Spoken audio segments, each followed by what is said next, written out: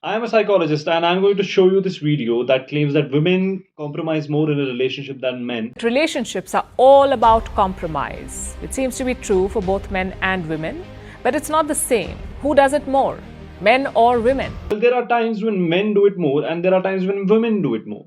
It can be a difficult and very broad question to answer, but not when it comes to work, because here the research is quite clear. Here I'm going to point out that there's no link, no reference to a study done. They're just claiming that this study has been done. So we don't know who did this study. We don't know what was the sample size. We don't know who was in the sample. We don't know if this study is reliable or not. We don't know what tests were conducted in this research. We don't know if the institution that conducted this research was reliable or not, or were they just biased? Were the tests reliable or not? Were the tests valid or not? But moving on.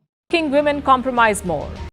That's a unilateral way to see a statement because women don't compromise more. They just compromise in a different way than men compromise. Even when women are the primary earners, even when they earn more money than their partners, 20% still prioritize their partner's career. So clearly, there is more to this story. I don't know where the statistic is from, but that also means that 80% don't prioritize their partner's career. It might be more than 20% because there's a personality trait called agreeableness. Now, agreeable people are kind and compassionate, they care for others, they're very polite, and women tend to largely score higher on this agreeableness trait. So, that does not mean that men are not agreeable. So, for example, I am an agreeable male. That's why women go into agreeable careers as well. So, for example, psychology is dominated by women, physicians dominated by women, air hostesses, nurses, all these are agreeable careers because you need to be kind and compassionate to who you are dealing with. So if these 20% of women are prioritizing their partner's career, is it because they want to? Is it because they are innately wired to do so?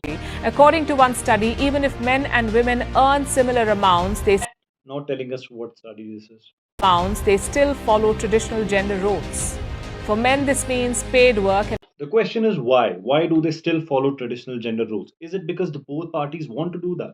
And although women do take up more on the household work, there is a lot more work that men are not paid for, which are imported around the house. For example, heavy lifting around the house is usually done by men. Yard work is usually done by men. Repairs around the house, maintaining the car and getting it repaired. If an intruder enters the house, it's the man's responsibility to jump in and protect the family. And that's how it should be, by the way. Also, an unpaid chore. Heavy duty shopping, bulk shopping, household technology maintenance. Men also have these survival skills that are useful in the outdoors. They orchestrate camping, going out, family fun time around. They have to do all of that. Manual tasks when there are harsh conditions like snow shoveling, repairing the roof, fire burning. When you go out on a travel, carrying heavy loads, done by men. Traditional community roles that are taken up by men. Leisure.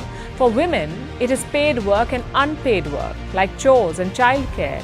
So even That's true, but it's the same for the men as well. if women do not deprioritize their careers, household responsibilities tend to fall on them and they end up juggling too many balls. So what is the solution? The solution is to view the situation from both gender sides. Both the genders compromise equally on their own part. As I mentioned earlier, men also do household work that is not accounted for. But, anyways, other than that, there's a consensus that men are not designed to sit down and work. So, the men who go to office don't actually want to do that. They do it because there's a traditional and a biological stress on them. So, for example, Journal of Marriage and Family found out that men have higher stress of bringing money into the house than women. Men also get yelled at more than women. Men are open to work more tedious and harsh jobs than women. And that's all because of this stress. American Psychological Association found that because men see themselves as the primary financial provider to the family, they have more work family stress and mental health imbalances. Which might also somewhere explain why men have higher suicide rate. Pew Research Center found out that men and women